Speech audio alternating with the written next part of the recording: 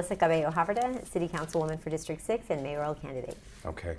Could you tell us a little bit about your background? You've spent three terms on council. Tell us more about yourself. What else do you do on the private side, other public service? So I'm born and raised in San Antonio, on the west side of San Antonio. Very grateful. I had a wonderful, supportive community around me. And even though kind of against all odds, I went on to become an attorney. I'm a disability attorney. So I fight for the needs of special needs, our special needs community. Feel really good about that. It really is something that drives me. I own my own law firm. I went to St. Mary's undergrad and JD, and then I went and got an MBA over at UTSA. That's when I started my own law firm. My parents, my mom went to Fox Tech High School, my father to Lanier, so very inner west side. And then they raised my brothers and I out far west side, so I went to Taft High School because everybody's going to ask that question, right? Where I went to high school. So I'm a Taft Raider, and then went on to, of course, St. Mary's and UTSA. I'm a mom of 3 wonderful children, and today is my 27th wedding anniversary to my high school sweetheart. Yes, thank you. Okay. I was getting 27th, the birthday. Gosh, yes. You fit a lot in there, Councilwoman. Yeah, I did, yeah. Okay. I'm married very young. All right, so looking back at the 6 years on council, you could have been going for one more election as the D6 councilman. Yeah. Why do you want to do mayor instead? So a couple of years ago, my state rep, former House Rep Ida Minjares, decided not to run again. She ran for a county judge, and we had a good conversation about potentially me running for state rep. And everybody told me, all the advice from all the people was, you got to go for state rep. It's a higher office. It's you get more clout. There's more, all the respect and this and that. And it kind of broke my heart a little bit because that's not why I'm in public service. It's not for the clout or the extra perk or anything like that. And I really had to soul search and figure out, do I want to spend my time in Austin or do I want to spend my time here in my hometown, San Antonio? The answer came very easily. I wanted to stay on council and serve my community, this community that raised me and helped me be who I am. And so during that time, all the soul searching and talking with my family and friends, I realized this city really is the blood that runs through my veins. It really is. The people, our community, everything about it is just absolutely in love with. So I want to stay here. Now, of course, I have an extra term, but we have an open seat in the mayor's race, and I want to show my community how much I will do for them. I've done so much already, but I want to kind of take it to that next level. And really my service to San Antonio is a love letter to San Antonio. So being the mayor of the entire city would be meaningful, I think, to our community. I've represented District 6 now for 6 years, and it's the greatest honor and privilege of my life, other than raising my children. So this is kind of taking the next step and showing more than one area of my community, what I can do for them, and making sure that I'm bringing everybody to the table. So that's why you want to be mayor, but you're one of 27 options on the ballot. Why should it be you? In this group, I'm the fighter. And I'm not saying I'm going to fight. I'm not telling people what I'm going to do. I have a history, a track record of showing that fight. There's a lot of candidates, as you mentioned, and I'm sure all of them have this love for San Antonio, and they all want to do well for the city. But there are people that have never been proven, never been in elected office, and they're making a whole lot of promises. It's really easy to run on promises and say that there's no time to waste. But if there's no time to waste, then we need to hit the ground running. And there are also people that are running, including myself, who have that experience.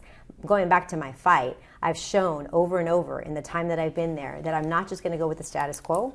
I do fight against the establishment, the powers that be, and I get called all kind of names for it. The paper called me unbecoming, you might remember. And I'm okay with that, because if it makes me unbecoming to fight for the people that I represent and fight for our community, then that's what I'm going to do. You said unbecoming, that was in reference to Andy Segovia? Yeah, okay. The block of 5. So the fire contract. Really, so that's a recent example. It seems that you have taken a step forward more into the limelight, but when you first came on council, you had stayed back. It seemed to come up once you started mentioning we should send more money back to CPS Energy, things like that. Can you point to anything farther back, because to the cynical eye, that seems someone poising themselves to run for a higher office, to making sure that they're they're trying to grab the headlines. And that's a good question. I never make any choices on council, though, that will grab headlines. And proof of that is exactly what you just said. My first term, I kept my head down. I worked. I got the most affordable housing and the most sidewalks in the city, in my district. And I wasn't really good at promoting myself. I'm a San Antonian. I keep my head down. I work. I get things done.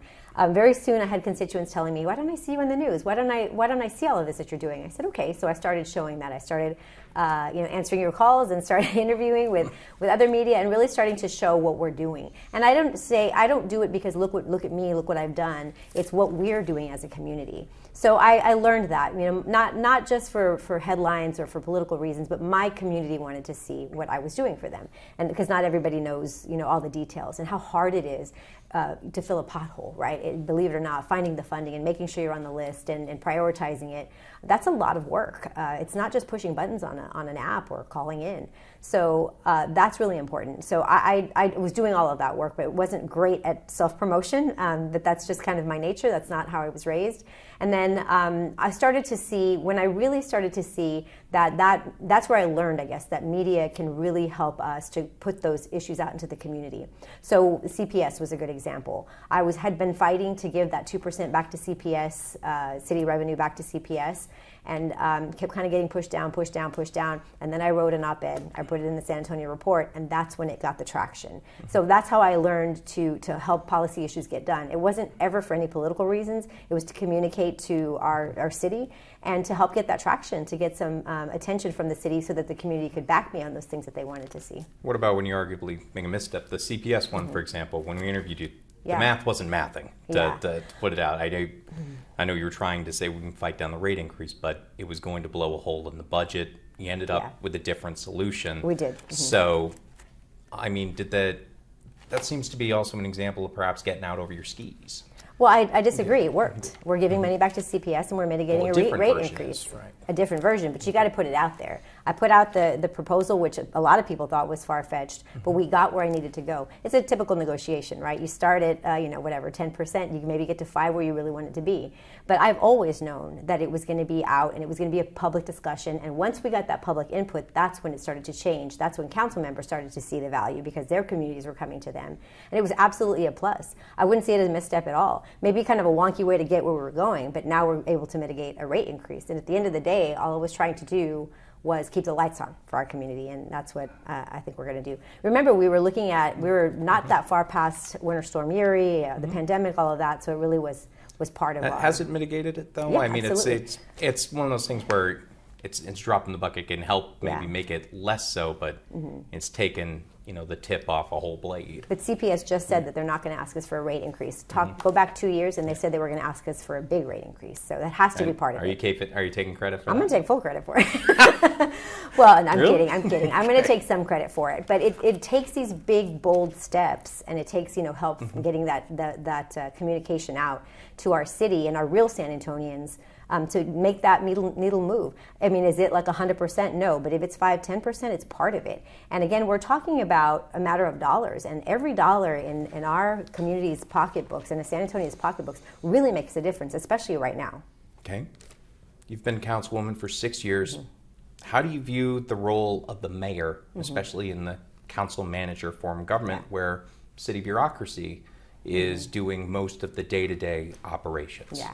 So we're like a board. If you think of a regular kind of corporation, we are a board of directors, and the city manager is CEO. So we direct the CEO on how to direct the rest of the city. We have a lot more, not like a regular board, we have a lot more day-to-day communication and involvement, but we're a board of directors, and each one of us represents about 150,000 people. Right now, District 6, about 155,000 people. When you're the mayor, you're the convener. You bring everybody together, you have those conversations, and I don't just mean the council, I mean the community that this council represents. So bring in all of San Antonio, which is very difficult to do. We have surveys and we go out into communities and we all do our best, but bringing those representatives together to have an open discussion, a public discussion about some of these items is really something I think that we've been lacking.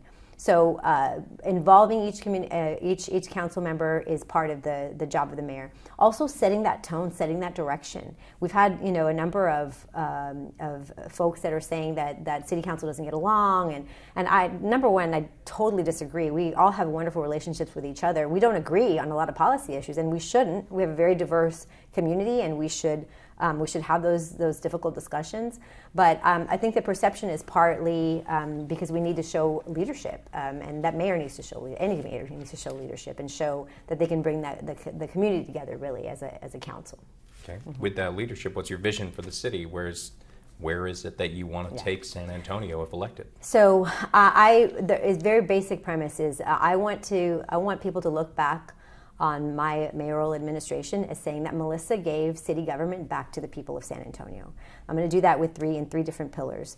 One is that City Hall should work for you. Everybody knows there's even a whole saying about it, right? You can't fight City Hall. And that's not true. You really can. We stood on the steps as council members, as representatives of this city, and we got a fair contract for the firefighters. We helped mitigate a rate increase. We've done a whole lot for the actual San Antonians. But every time I've seen the needle move in that direction for San Antonians, it's been a fight. So that's what I'll do for you. I'll fight. It's accountability and transparency, and everybody's going to talk about that. But I've shown it. I brought that boardroom out into community to have them be a part of that conversation and get their input. Second is that you should feel safe in your neighborhoods. Not that long ago, I was at the doctor's office, and an older lady came over to me and said, "Are you my council member?" And I'm not sure if I was, but I said, "Sure, I'm gonna help you no matter what." And she said, I thought I'm going to talk to her about a street or pothole. She said, "I'm born and raised in this city, and I've never felt so unsafe here. And it's heartbreaking." And so I talked to her, "What do you want to see?" And she said, "Of course, I want to see that our police are well equipped and we have enough, and that's absolutely important." And I talked to her about lighting. Lighting is public safety. I talked to her about mental health. Mental health is public safety. The rest of our kind of physical health is also public safety. And talked to her about some of the things that I was working on. I chair our public safety committee, and really had a good conversation, and she understood a little better and how we can get to where she feels safe in that neighborhood that she's lived in most of her life. Finally, it's creating opportunities here at home. Part of that is, of course, we want to see San Antonian talent stay here. We want them to go off into the world and get educations and do all those things, our kids and grandkids. But we want that San Antonio talent to come here and serve us. So how do we do that? We have to attract them back. We have to make sure that San Antonio is a city that they want to live in and they want to raise their children in. Now, of course, I feel that way, but we have to look at the next generations. And also, those opportunities here at home involve our small businesses. We have over 90% of our economy is small business. Over 90% of our employers in San Antonio are small business. So when we roll out the red carpet for big corporations to come to San Antonio, that's great, and I think we do that really well. But we offer them all these incentives. But if a small, a taqueria or flower shop wants to expand their small business in their next lot, or they want to move across town, we don't offer them any incentives. So we roll out the red carpet for people all over the world, but not our own city. So I've introduced a policy already to make sure that we're looking at incentives for small business, and that's creating opportunity here at home. Speaking of opportunities, one of the big hallmarks of Mayor Nirenberg's time has been the Ready to Work program. Mm-hmm, mm-hmm. I don't think there's much debate anymore that it's been struggling. Yes. The numbers are not what people heard out on the campaign trail. Yeah. The bar was lowered pretty quickly, mm-hmm. and I'd have to check on the dashboard, but I'm not sure if anywhere close to meeting kind of those incremental markers. Yeah. Yeah. You've been on council this time, mm-hmm.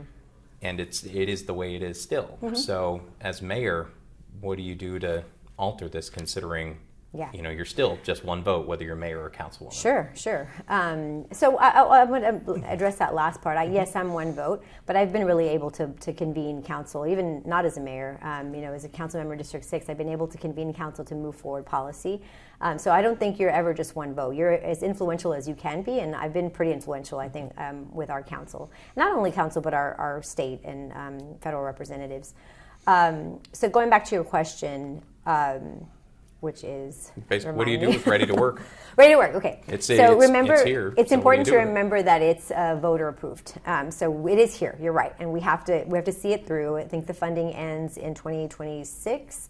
Pretty soon. Whenever the tap, yeah, but then you still got the bucket of money. But you still have the bucket of money, right? And that it's the tap is turns off, but we'll still have that money coming in for a little while. So to me, it's how do we make it work? I'm not married to the original concept, other than holding true to what the voters voted for, which is a workforce program. And so I looked at a policy recently. There's a lot of good programming for people that are maybe juniors or seniors in high school to go through that programming, through that coursework, and graduate high school with $70,000 jobs. Not college and trade school isn't for everybody. So learning these skills in high school, I think, would be a game changer for our city. So I went to the city and said, hey, let's just lower the age. Got a lot of pushback, and I'm still working on that. But the story that I got back from a lot of the people that pushed the initiative in the first place out to the voters said, this is a second chance program. If you're out there and you're struggling in life and you come back and you go through this workforce development program, then you have that second chance at life. And I said, that's great, and I don't want to alter that. Exactly. I want to alter the way we do it, but the premise of it. But why not give kids a chance right out of school? Why make them go through the struggle and then have to come back to a second chance program? Let's just lower the age. A lot of pushback. A lot of people are married to that original concept.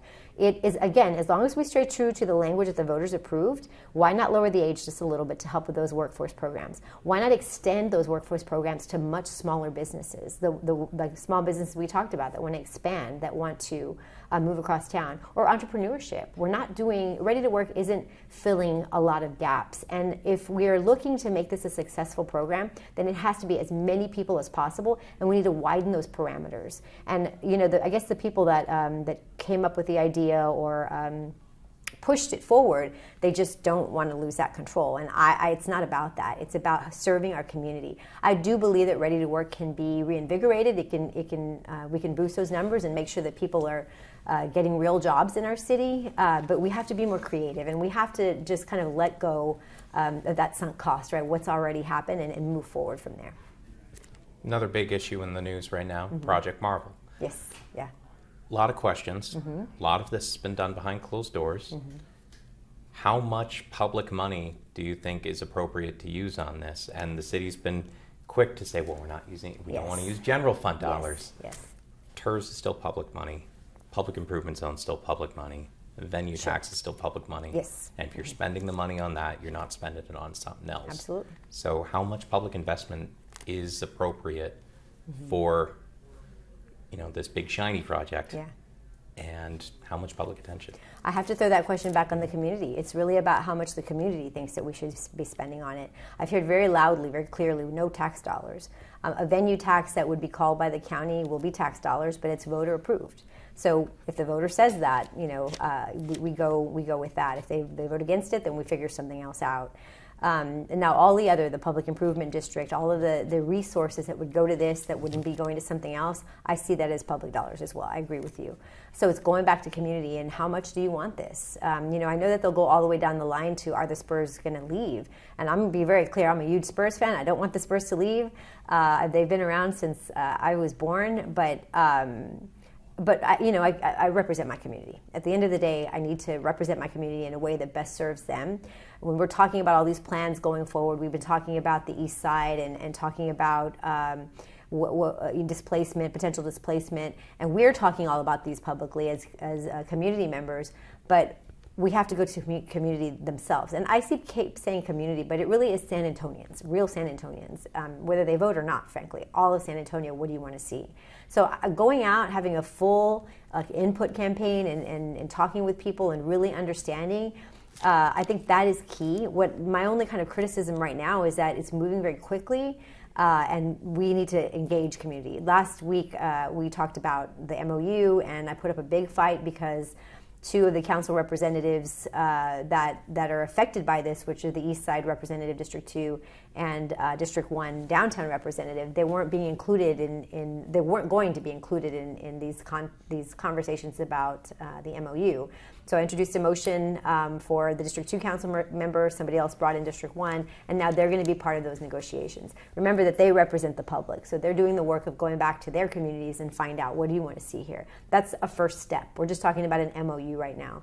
I have also pushed for more public discussion about it. We get briefings. but there's not a lot of chance for sort of public input. So we need to go out into neighborhood meetings or all kinds of events and figure out what the community wants to see. Earlier you mentioned a woman came up to you, said she doesn't feel safe. You had a public safety committee. Yes, yeah. There's always hand-wringing about crime. And Of the course, stats say, of course. and of course when the police say, well, crime's going down, Yeah. there's lies, damn lies, and statistics. And Yeah. the fact of the matter is, Yeah. you know, as you mentioned, crime's big on people's minds. You get a violent crime plan. What's your plan for tackling that or addressing that as mayor? So we did find out, the statistics showed that crime went down 6%. It was crime across the board. There were different statistics for every level. But it is making sure that we have enough police officers. We are growing, as everybody knows, exponentially. I've experienced that in my own district. We're the fastest growing district in the country during the pandemic. So really a lot of growth in a short time. So keeping up with, even attrition with our police officers and keeping up with what all the equipment that they need to be safe and to keep us safe, that's really important. But we have to be creative about public safety. And so I'll give you an example. I talk a lot about lighting, and it seems like a very basic premise, but bad guys don't want to be seen when they're doing bad, criminal acts. There's a lot of mailbox theft in our community right now. And I had a neighborhood that kept coming to me and saying, hey, this one mailbox keeps getting broken into. Dealing with the U.S. Postal Service and all of that and the HOA and all of that was a lot, almost kind of insurmountable because of the post office. Everybody was kind of pointing fingers. So I put up a street lamp right next to that mailbox. To this day, it still hasn't been broken into. It seems like a very basic thing, but making sure we have a real lighting plan for our city and lighting as much as we can, and also being careful. We have the dark skies. Folks who want to make sure that we're not hurting our seeing the stars and all of that. But making sure that in those really important places, public parks, even dark cul-de-sacs, things like that, making sure we have lighting is a huge issue. I was a big part of, during my, as chair of public safety, we started the SA Core Team, and that was a mental health unit. Now there's 3 units that are they are year-round, but they're 24/7. And if you have a loved one, a neighbor, somebody that is having a mental health episode, you can call 911 and request this mental health team, and they come out and they respond to it. So it's not like a gun and a badge right at the front door. It's a team that's trained in social work, and they have the de-escalation tactics, and they're trained with people that are having mental health episodes. Now, I want to be clear: if the person that's having the mental health episode has a gun or is in danger, that's a different story. But we don't want to see over and over people who are having mental health episodes be put in situations where they might be in danger themselves, especially when a family member calls and they know what's going on. So that's been a huge issue, and again, like I said earlier, mental health is public safety. Well, these are things that are happening. Mm-hmm. So, I guess what new things would you bring to the table? What new approach? And I suppose, do you think public safety is trending in the right direction, or is there a problem? As I mentioned, statistics show come down. Yeah. Your conversations, and I'm sure what you hear from the rest of your residents, people worry about it still, and they're not particularly trustful of those numbers. Yeah, well, you leave the numbers out of it, right? But absolutely, and I want to be clear, these are things that are happening because I introduced them, because it's been an issue. The mental health team that I introduced on my committee. Lighting, we don't have a citywide public safety lighting plan, and so that's something that I've been pushing, and that I'll continue to push and make happen when I'm mayor. And going back to this lady in the doctor's office, when she talked to me about make sure we have enough police and enough equipment for those police, that was kind of the go-to. That's what everybody thinks, and I'm not saying that's wrong. It absolutely is. But also our firefighters, we need to make sure they have all the equipment they need, and we boost those numbers to keep us safe. But I'm making the point that we need to be more creative. So I've introduced the lighting plan. I've introduced the mental health. We need to talk about property crime too. We've even talked about cameras. Introduced at a committee meeting where we talk about cameras, and I'm doing a pilot program in my district because people pushed back on that. We talked about cameras downtown. That was a different time. We talked about it in B session, but there was pushback initially because not everybody wants cameras when you're just kind of hanging out downtown or working or whatever it is. So having real cameras that can identify plates, because a lot of people have Ring cameras or front door cameras, and when you show them, sometimes they don't come out. They're not kind of, commercial grade cameras. That's another thing that I've been talking about, is having these cameras in key spots where we can, if they get caught on camera, we can do something about it. It's not just like, oh, I see what they're doing or they're trying to do. Even sometimes folks at night trying to open your door, you can see it on your car door. You can see it on a Ring camera, but you can't do anything with that Ring camera.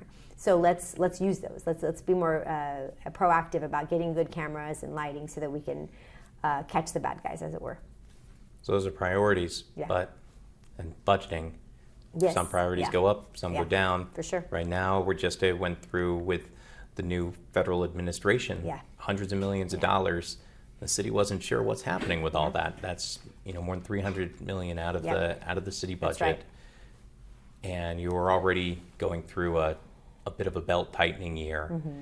And I apologize, I don't remember. I wasn't there for the latest briefing on what it looks like for next year. Yeah. But it's reasonable to say, I think, that budgeting is always going to be, some things go up, some things go down. In what looks like it could be a tricky year with federal funding pretty uncertain, or big chunks of it pretty uncertain. Yeah. How are you going to tackle next year's budget? So we do a really good job of those budget surveys, right? We put all these surveys out as much as we can. What are your priorities for the budgeting, for our city budget? And the last couple years have been different than previous years in that affordable housing showed up on that list, high on that list. Public safety was still up there, but affordable housing, other issues like that. And those are really important, but only a percentage of the population is talking about or responding to these surveys or engaging in them. So I would like to see citywide participatory budgeting. We have, actually Paris does it. They give a percentage of their budget and they put it out to community. Where do you want to see us spend it? The community actually gets to vote and really say where it Parisian goes. Or John Courage style? Yeah. Well, I want to see it citywide, and he does do it in his district. But that's, obviously on a smaller scale. Right. So I think, giving it back to the people of San Antonio, giving government, even budgeting back to the citizens of San Antonio, so they can tell us where they want to see that funding. And honestly, it's part of them being a part of the process that we do on council. It's so important because and to help them see that the difficulty that we have, moving all the pieces around to make the puzzle work. And yeah, if we prioritize public safety or affordable housing, then something's got to give. We've talked about even cutting some nonprofit funding, and I don't necessarily agree with that. I think we do a lot of great work on nonprofits, but there are some nonprofits that have been funded for decades. Let's look at how we help them make a plan so we can move them off the city rolls. And we are going to have to make some tough decisions. We want to see all of these great amenities in our city, but we have to pay for them. And so giving the voter, giving the San Antonian, really not just the voter, but the San Antonian control over that, I think will go a long way towards helping us all to understand how the direction that our whole budget needs to move. We always say that our budget is a moral document. It's a living organism, and it is. But having the community actually participate in that budgeting is would be a huge boon forward.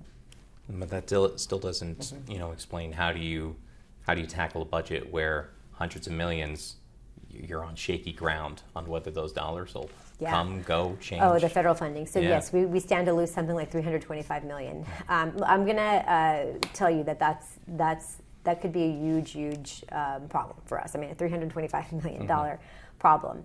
I think about 70 of those are nonprofit. The other stuff, it's spread throughout all of the city. A lot starts like Head Start or child care credits. Absolutely.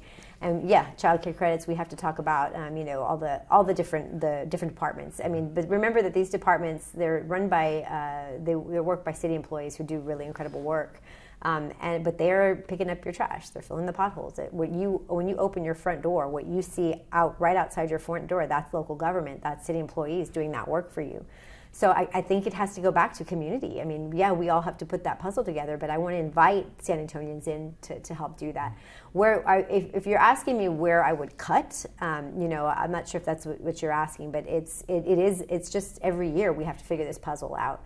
But I think part of it needs to be these kind of long-standing organizations that get city funding, and not just nonprofits, other big, I mean, even the bond, right? We give a lot of bond money to certain organizations that get millions and millions of dollars. When we maybe need to be putting them towards that $325 million. Now, I do believe that some of the executive orders that are coming out, they've been kind of caught up in the court, and I want to see that through and hope that it doesn't happen. But I always say, like, if we don't know what's going to happen. We didn't know from every presidential change how it's going to come down the pike for us, and so we always have to have a plan B, and we have to have many plans, contingency plans. I fought for contingency plans for our MRC, and it's just another way of looking at it. But all of that to say that our budget, we are going to have to tighten our belt, even if we don't lose that $325 million. So I think we need to bring community in on those conversations. You're looking at possibly a 4-year term as mayor. Mm-hmm. What's the single biggest issue facing the city right now, and what's your proposal on how to tackle it? Yeah. So it's hard to say. There's so many big issues that are coming up. Of course, but just one. Yeah, but I think that what I would focus on is affordable housing. We have a large number of unhoused individuals in our city, and we have to treat them with compassion and give them space. But at the same time, we have small businesses that are suffering. We have homeowners associations that are having trouble, and so we need to make sure that the unhoused are housed. We do some rapid rehousing at the city, but I really want to accelerate that program and point budget dollars towards it, mainly because it was one of the top issues in the last 2 or 3 surveys. So if the community is telling us they want to see more affordable housing, then that's what we have to work on. Now you have developers coming in, and they want to work on affordable housing projects, and they're talking about 50 units here and there, and that's important. But I really think we need to expand programs like Town Twin, that's on the east side, that are very low barrier to entry to get the unhoused into housing, and much bigger developments. There's a development going up on the south side now that is a huge development, and they initially incorporated 35% of their space towards affordable housing. I think that's a huge factor, and I think that needs to be a model. We shouldn't go into development saying, okay, can we just have this little tiny bit for affordable housing, or after it's all done, can these be affordable? And we also have to talk about our definition of affordable. I'll get there in just a moment. But it shouldn't be an afterthought. It should be in the development. When a developer comes to our community and says we want to build this development, we insist on this much affordable housing. Now, going to what is affordable right now, I'm going to get a little technical, but affordable, I think, is very much pushed towards 0 to 30% average median income. And we are a huge city. We have a couple of the most impoverished zip codes in the country, so we do need to focus on that and help. But there's a lot of people that are just above the poverty level, but not quite at a place where they can afford a big house or expensive house, that we need to take care of them too. And so it's hard to be just above and below those cusps. So I think we move the average median income to over 120%, because that's where a lot of families fall. You have 2-income families, number of children, and they are not able to afford a home, but they're also not able to fall under the parameters where you can get some assistance.